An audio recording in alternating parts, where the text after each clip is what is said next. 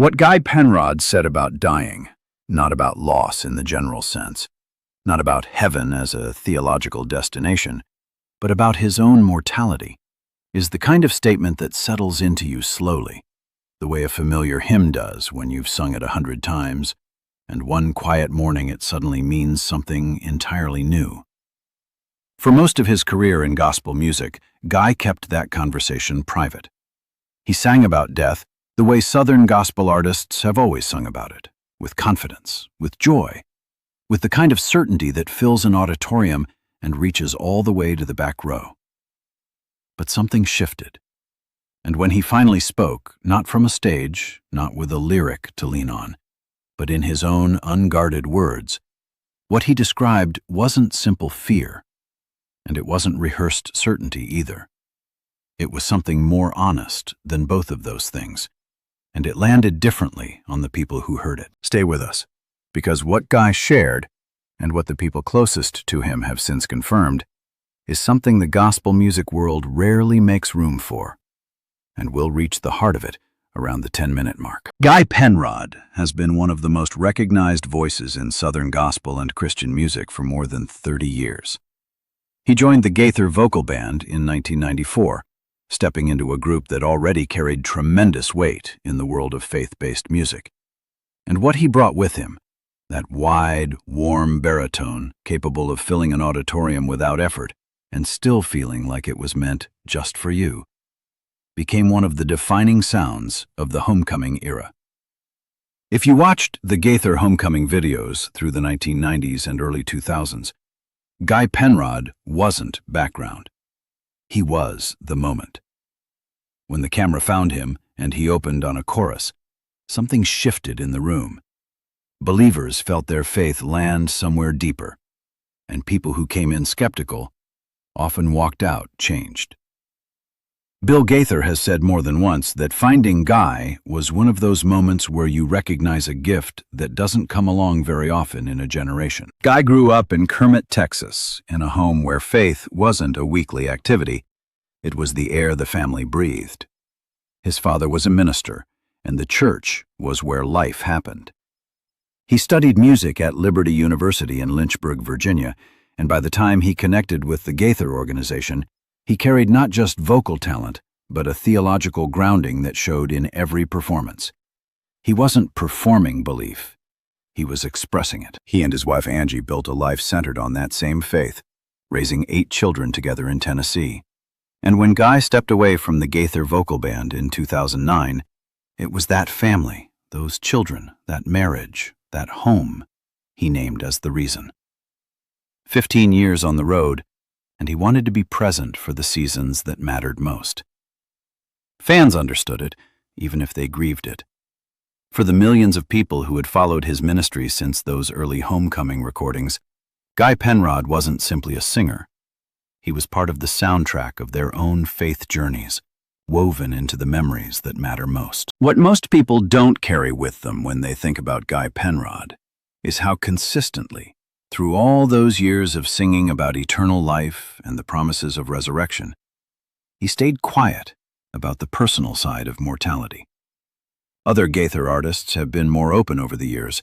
Russ Taff spoke publicly about his struggles in a way that broke hearts and healed them at the same time. And Mark Lowry has always used humor to circle around the things that matter most. But Guy moved differently through all of it. He let the music carry what needed to be said, and kept the rest close. That changed, and it didn't change slowly.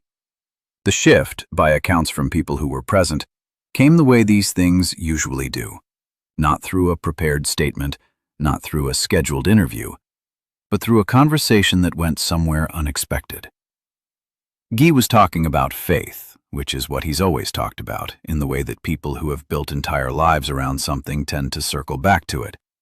And the subject of death came up, the way it comes up when you're past a certain age and you've buried people you loved.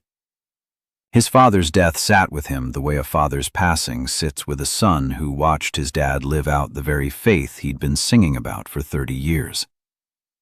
Processing that grief changed something. In the quiet that follows loss, something in Guy loosened. And what came out wasn't the polished testimony you'd hear from a stage. It was quieter than that, and more complicated. And it surprised the people who heard it. What exactly he said, the specific words he chose, the admission that caught even those who knew him well off guard, is what we need to sit with for a moment, because it reframes everything you thought you knew about how Guy Penrod approaches the end of life. Everyone who was in that room when he said it has described the experience the same way. They didn't expect it, and once they heard it, they couldn't unhear it. But there's a piece of context most people have missed, and it connects directly to why Guy's words landed the way they did. The Gaither Vocal Band's entire catalog is built, in large part, on a very specific theology of death, one that emphasizes victory, joy, and certainty. Songs like Because He Lives, I'll Fly Away, and the recordings Guy anchored through the late 90s carry that confidence like a banner. When you grow up singing that music, when you build a ministry around it, when you watch thousands of people find comfort in those promises year after year, you become associated with a certain kind of answer. And Guy gave that answer, week after week, concert after concert, for 15 years. What nobody connected, until Guy himself made the connection out loud, was that giving that answer for 15 years doesn't mean you never wrestle with the question. Stay with us, because what Guy said next, and what those closest to him have described in their own words, is the part of this story that Christian media has almost entirely left alone. And we're going to get there right now. And this is where the story takes a turn that nobody in his circle fully anticipated. What Guy Penrod has spoken about, in settings where the performance expectation was gone and the cameras weren't present, is the gap between what faith promises and what a human being actually feels when death becomes personal rather than theological. He described standing at the edge of that gap and finding it wider than he expected, not because the promises failed, but because the human heart doesn't process grief the same way the mind processes doctrine. Those are different rooms, and for a long time, Guy kept one of them closed. His words, as they've been shared by people who heard them directly, centered on something he called the difference between singing about heaven and needing it. When you're young and your voice fills a room and the music carries everyone somewhere beautiful, heaven is a destination you're pointing toward with confidence. When you've held a dying parent's hand, when you've sat in the quiet after the funeral and the casseroles have stopped coming and the house gets very still, heaven becomes something you're reaching for. And reaching, Guy said, feels different from pointing. That distinction, small as it sounds when you state it plainly, shook the people who heard it, because it was honest in a way that gospel music rarely allows itself to be. The Southern gospel tradition, which Guy has served his entire adult life, is built on proclamation. He lives, I'll fly away. Because he lives, I can face tomorrow. Those aren't questions, they're declarations. And Guy had spent 30 years being one of the clearest voices in that tradition of declaration. What he was admitting, without walking back a word of the theology, was that the human experience of faith includes seasons where the declaration is harder to make. Seasons where you're singing the song not because you feel it at full strength, but because you've learned that the song itself carries you when the feeling runs thin. He described faith not as a constant emotional state, but as a practiced act, something you return to, something that holds you even in the moments when you're not sure it's holding you. Something chosen rather than felt. The Gaither family has always made room for honesty at the edges of faith. It's part of why those homecoming gatherings connected with so many people over so many years. But what Guy was describing went a step further than the usual testimony of, I went through the valley and came out the other side.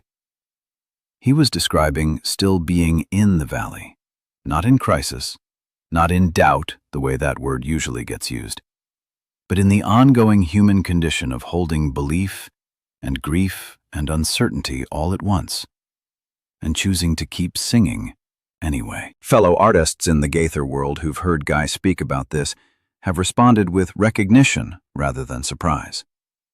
David Phelps, who has always brought intellectual and emotional depth to his own expressions of faith, has touched on similar territory in his own concerts, the complexity of believing fully while still mourning genuinely.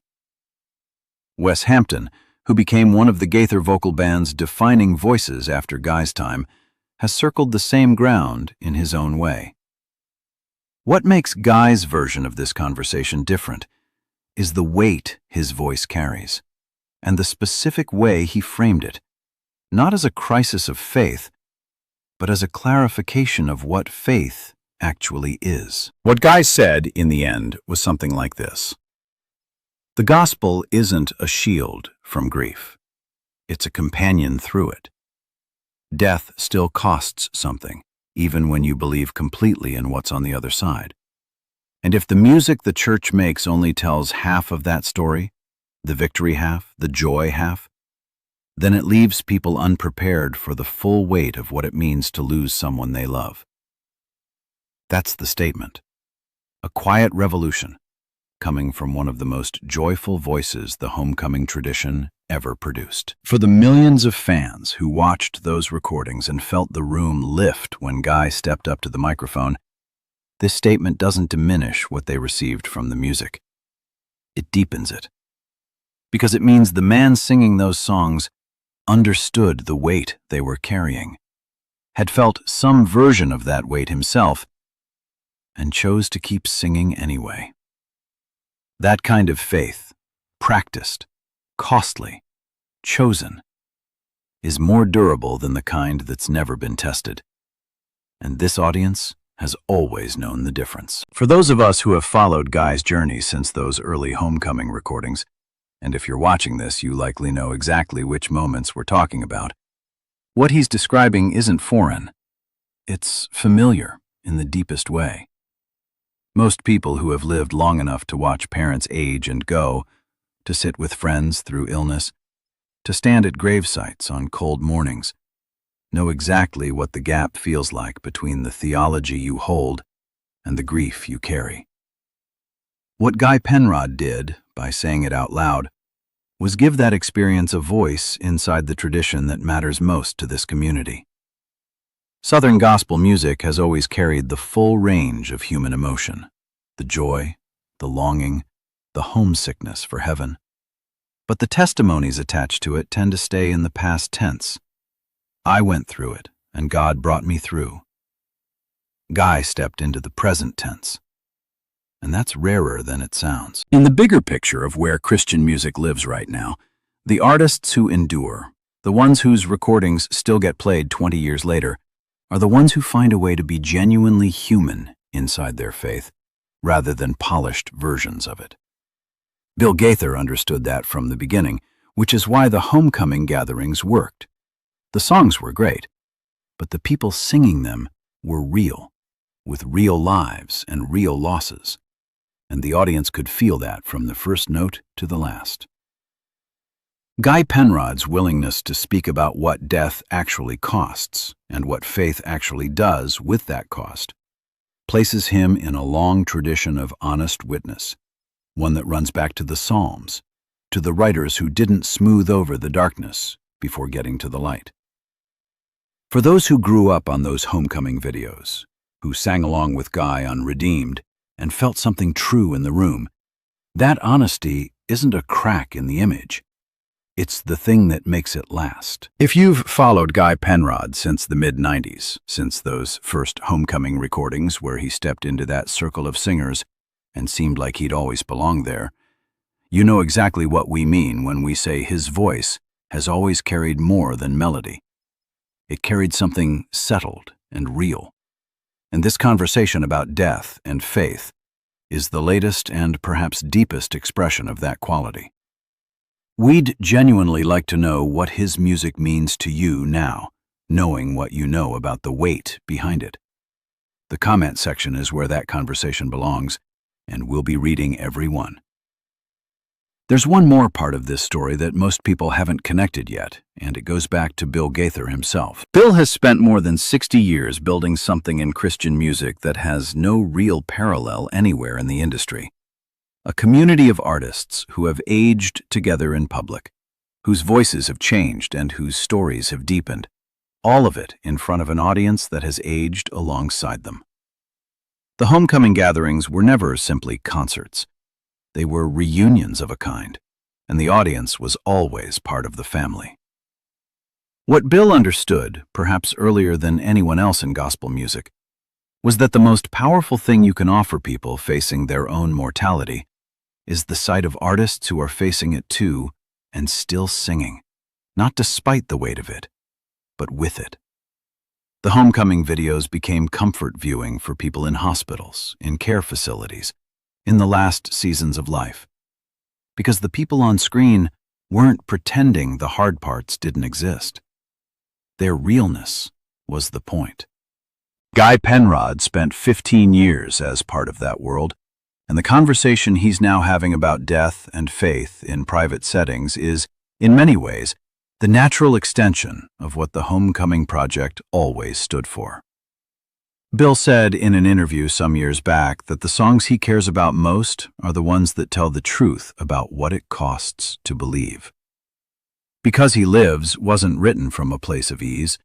Gloria wrote those lyrics in 1971 during a season when they were genuinely afraid, when the future felt uncertain and the world felt dangerous. And the song came from a decision to trust rather than a feeling of safety. That's the same territory Guy is walking now. Not performance, not polished testimony. A choice, made in full awareness of the cost, to keep believing and keep singing. The Gaither Vocal Band has always been bigger than any one voice, and the lineup has changed many times over the decades. Michael English, Russ Taff, Mark Lowry, David Phelps, Wes Hampton, and many others who passed through and left their mark. But the ones who have stayed longest in the hearts of this audience are the ones who made the music feel like it came from somewhere true.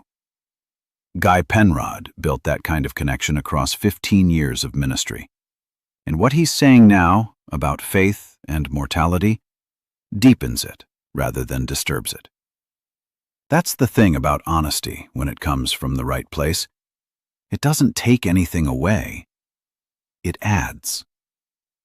What happens next for Guy Penrod, where he takes this conversation, whether it becomes part of his public ministry in a more intentional way, whether it shapes the music he makes going forward, is something his fans will be watching with the same care and attention they've given everything he's done since 1994. The question he's left open isn't really about doubt or certainty. It's about something more human than either of those. The lived experience of carrying faith through seasons that test it, and what it means to keep singing when the singing is harder than it looks from the outside.